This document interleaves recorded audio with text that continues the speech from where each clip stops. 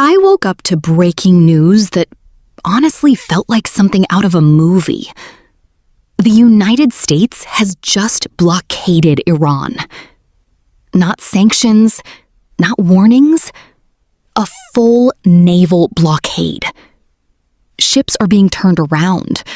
Warships are deployed. And one of the most important oil routes in the world is now at the center of a dangerous standoff. So let me walk you through what's really happening and why this could spiral into something much bigger. Here's the situation.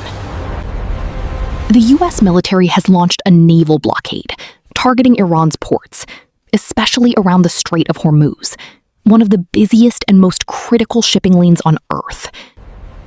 And this isn't just a show of force.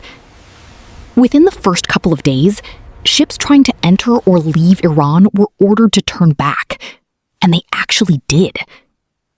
Imagine being a ship captain in the middle of open water, and suddenly you're told to turn around or risk being intercepted. That's the level of seriousness we're dealing with.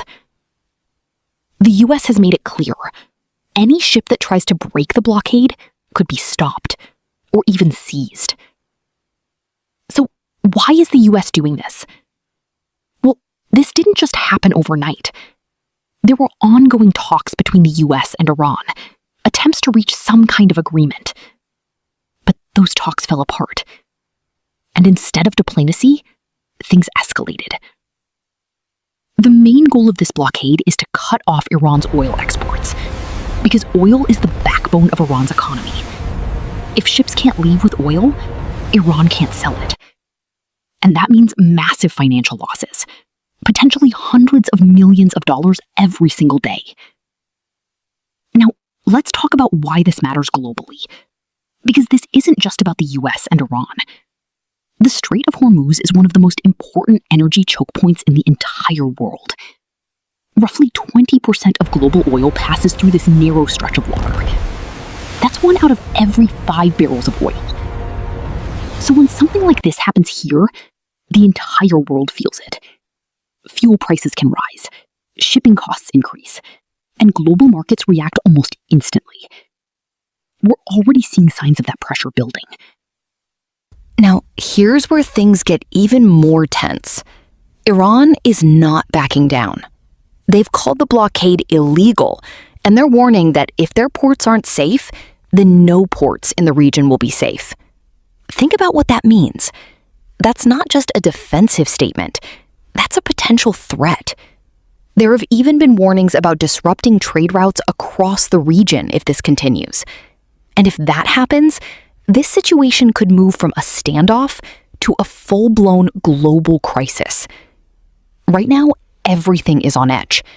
The US has deployed warships, personnel, and surveillance systems to monitor the situation in real time. Ships are still moving through the region, some cautiously, some testing the limits. And the rest of the world is watching very closely. Because this isn't happening in isolation. This is part of a much larger geopolitical tension involving multiple countries and ongoing conflicts in the region. So the big question is, are we heading toward a wider war? The honest answer, we're at a very dangerous moment. There are still efforts to restart negotiations, but at the same time, military forces are face to face and tensions are incredibly high. All it takes is one mistake.